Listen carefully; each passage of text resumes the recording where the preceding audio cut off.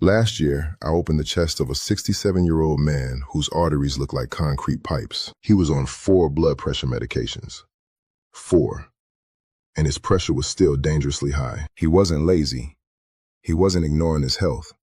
He was doing everything his doctors told him to do. And yet, there he was, on my table. But here's what nobody told him, and what I'm going to tell you today. The answer was sitting in his kitchen the entire time. 5 simple things. No new prescriptions, no side effects, just food. Working the way food was always meant to work. Stay with me, because by the end of this video, you're going to know exactly what to do, starting tonight. Let me tell you something they don't always explain at the doctor's office. After 60, your blood pressure doesn't just go up because of stress or salt. Something deeper is happening inside your arteries. Think of your blood vessels like a garden hose. When you're young, that hose is flexible. It stretches, it absorbs pressure, it handles the flow. But as you age, the walls of those vessels start to stiffen. They lose their elasticity. And a rigid hose can't handle the same pressure a flexible one can. That's when things start to go wrong. Now here's what makes this personal for me. I've spent 30 years as a cardiac surgeon. I've held human hearts in my hands. I've repaired arteries that look like they belonged in someone 20 years older. And every single time I ask myself the same question. How did it get this far? The answer, more often than not, is inflammation. Chronic, silent, slow-burning inflammation in the walls of the blood vessels. You don't feel it. There's no obvious symptom. But day after day, year after year, it quietly stiffens and narrows those vessels. And your heart has to work harder and harder just to push blood through. So why does food matter so much? Because what you eat 3 times a day is either fighting that inflammation or feeding it. Every meal is a decision your body makes about your blood pressure. Most people don't realize that. Their doctors don't always have time to explain it. That's what this video is about. Not replacing your medication. I want to be very clear about that, but giving your body 5 powerful tools that work alongside whatever your doctor has prescribed. Tools that in many cases, I've seen make a dramatic difference. Sometimes within days. Are you ready? Let's start. Here's a question for you. When you sit down for dinner tonight, what do you reach for first? If you're like most people, it's the bread, or the potatoes, or maybe a bite of whatever's closest. I want you to try something different. Something that sounds almost too simple to be real. Eat your vegetables first, before anything else on that plate. Every single meal. Now I know what you're thinking. That's your big secret? Hear me out. When you eat vegetables first, the fiber in those vegetables forms a kind of mesh in your stomach, a physical barrier. And what that barrier does is remarkable. It dramatically slows down how fast sugar from the rest of your meal enters your bloodstream. Why does that matter for blood pressure? Because every time your blood sugar spikes sharply after a meal, your body releases a flood of insulin. And that insulin surge causes your blood vessels to constrict, to tighten. Right there at the dinner table, your pressure is going up, and you have no idea it's happening. I've had patients who changed nothing else. Same food, same portions, same medications. Just the order. Vegetables first, protein second, carbohydrates last.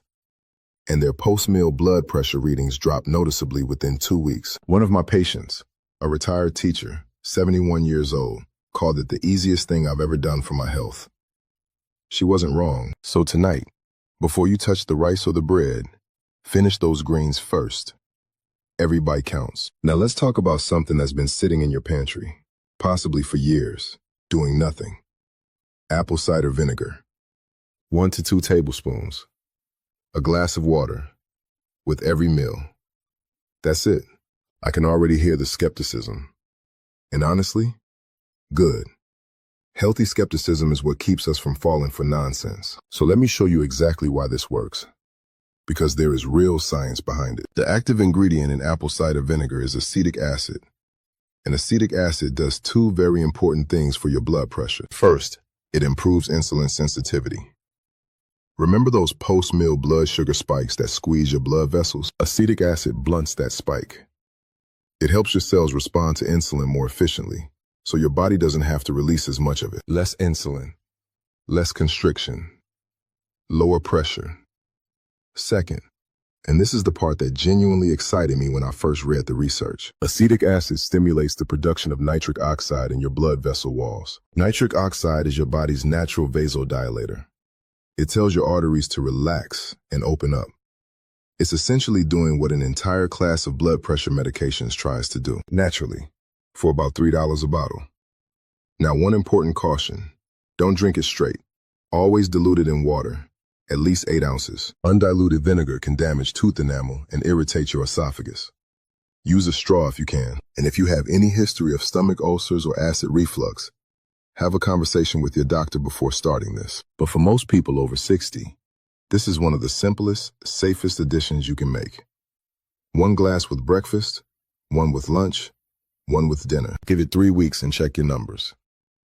Have you ever tried apple cider vinegar for anything? I'd love to know in the comments what you've heard about it, what you've tried, what surprised you. Let me ask you something. Do you check your blood pressure in the morning? Most people do. But here's what almost nobody talks about. What happens to your blood pressure while you're asleep? For many people over 60, pressure doesn't drop the way it should during the night. It should go down. It should give your heart a rest. But in a condition called nocturnal hypertension, it stays high, or it spikes. While you're lying there, completely unaware, your heart is working overtime. Your arteries are under stress. And you wake up the next morning feeling tired and wondering why. Nocturnal hypertension is one of the most underdiagnosed and dangerous patterns I see. It's linked to a significantly higher risk of stroke and heart attack. And the troubling part is this: your regular daytime readings won't catch it. You can have perfectly acceptable morning numbers and still have a serious problem happening every single night. So what do walnuts have to do with any of this? Quite a lot, actually. About 30 grams, roughly 14 halves, eaten 30 minutes before bed, has been shown in multiple studies to meaningfully reduce nighttime blood pressure. And here's why. Walnuts are one of the richest plant sources of alpha-linolenic acid, a plant-based omega-3 fatty acid. They also contain melatonin and a compound called L-arginine. Together, these work to relax blood vessel walls, reduce vascular inflammation, and support that natural nighttime pressure drop your body is supposed to make. Think of it as a gentle signal to your cardiovascular system. It's time to rest. Stand down. 30 grams, 14 halves, 30 minutes before bed. Write that down. It's one of the simplest things I recommend and one of the most consistently effective. Now I want to tell you about a flower. A deep red flower used in traditional medicine across Africa, Latin America, and the Middle East for centuries, and that modern cardiology has finally caught up with. Hibiscus tea. 3 cups a day. If you've never heard of hibiscus tea, you may know it by another name: sorrel, carcaday, or simply red tea. It has a tart, cranberry-like flavor, and it is remarkably powerful. Here's the science. Hibiscus flowers contain compounds called anthocyanins and organic acids, specifically hibiscus acid, and these compounds act on your blood vessels in a way that is strikingly similar to a class of prescription medications called ACE inhibitors. You may have heard of ACE inhibitors. They're among the most commonly prescribed blood pressure drugs in the world. What they do is block an enzyme that causes your blood vessels to constrict.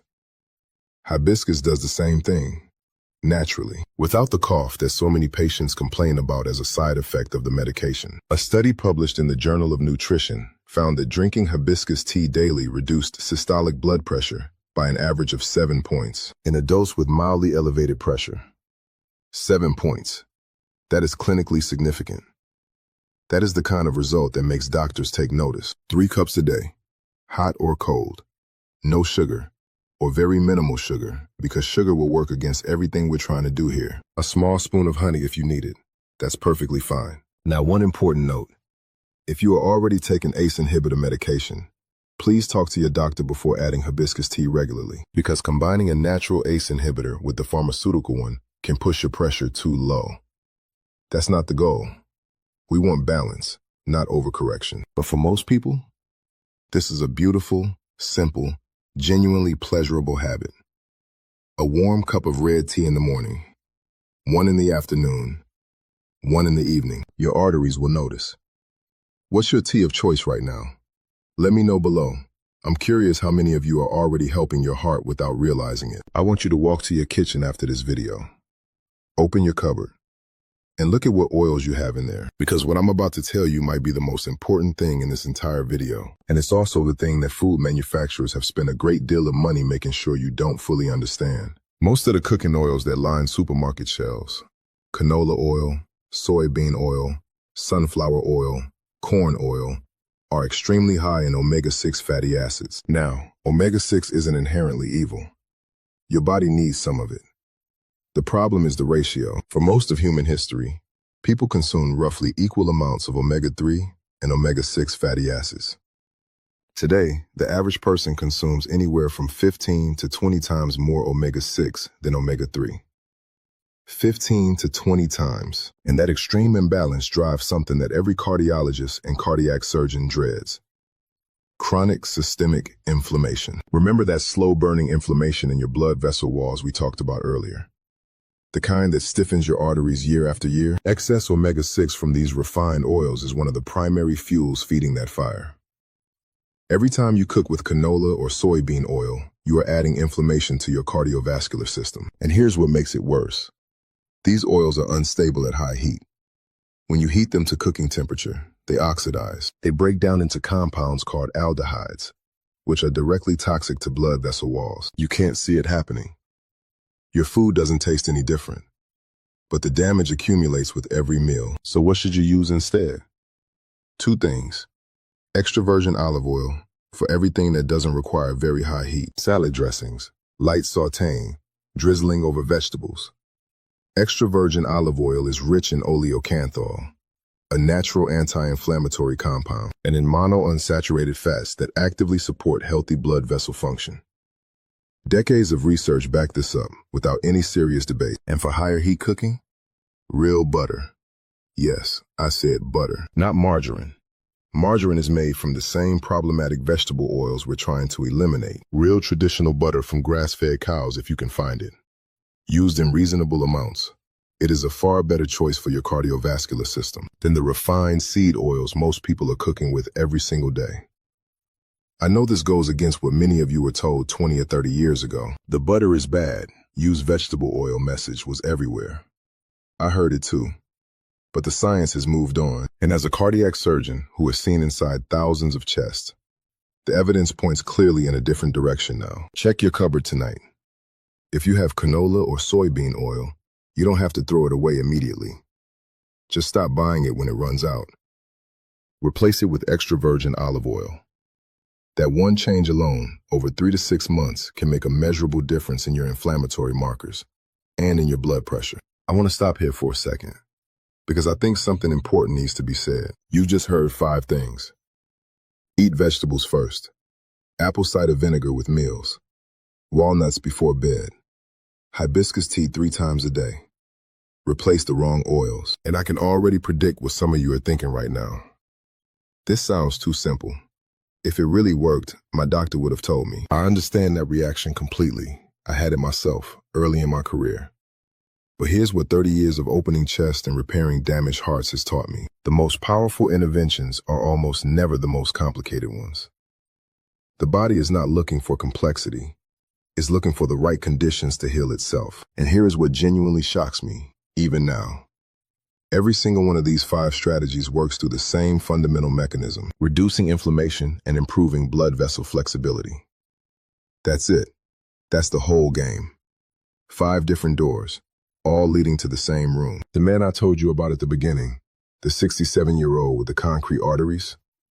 After his surgery, I sat with him and his wife for a long time. We talked about all of this. Every one of these 5 things. He made every change, slowly, carefully, in conversation with his cardiologist. 6 months later, he came back for his follow-up. His doctor had reduced him from 4 medications to 2. His inflammatory markers had dropped significantly. His pressure was stable, genuinely stable, for the first time in years.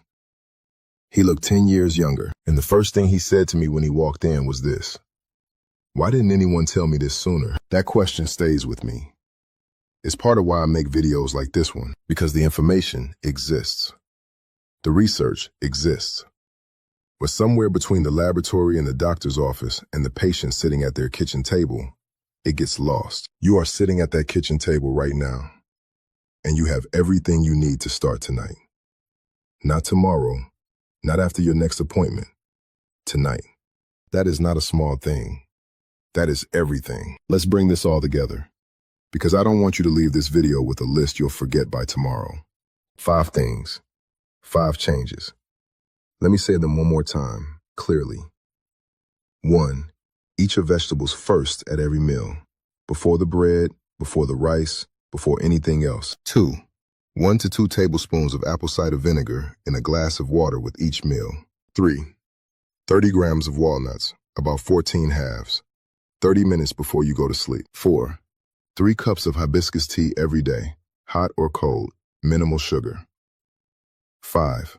Replace your canola and soybean oils with extra virgin olive oil and real butter. That's it. 5 things. No exotic supplements, no expensive equipment, nothing that requires a prescription. Now here's what I want you to do right now. Before you close this video, pick just one. Not all 5. Just one that feels easiest for you tonight. Maybe it's the vegetables first. Maybe it's ordering some hibiscus tea. Maybe it's checking that oil cupboard. Just one. Start there, because sustainable change doesn't come from doing everything at once and burning out in a week. It comes from one small decision, repeated consistently, until it becomes invisible, until it's just the way you live. I've seen this work. Not in theory, in real people, in their 60s and 70s and 80s, who decided it wasn't too late to give their body better tools. It is never too late. Your blood vessels are remarkably responsive. Give them the right environment, and they will respond. I'd love to know, which of these 5 are you going to try first? Tell me in the comments. I read them. And if this video helped you or someone you love, please share it. There are people in your life right now who need exactly this information and have no idea it exists. And if you haven't subscribed yet, please do. Every week I bring you honest, evidence-based information that I wish every one of my patients had access to long before they needed surgery. Take care of your heart. It has been working for you every single minute of your life without asking for anything in return. It deserves this. One last thing, and this is important. Everything I've shared today is general information based on current research and my clinical experience. It is not a replacement for your personal medical care. Please do not stop or reduce any medication your doctor has prescribed without speaking to them first. Bring this information to your next appointment. Have the conversation. Your doctor is your partner in this. And these 5 strategies work best when they work alongside proper medical supervision.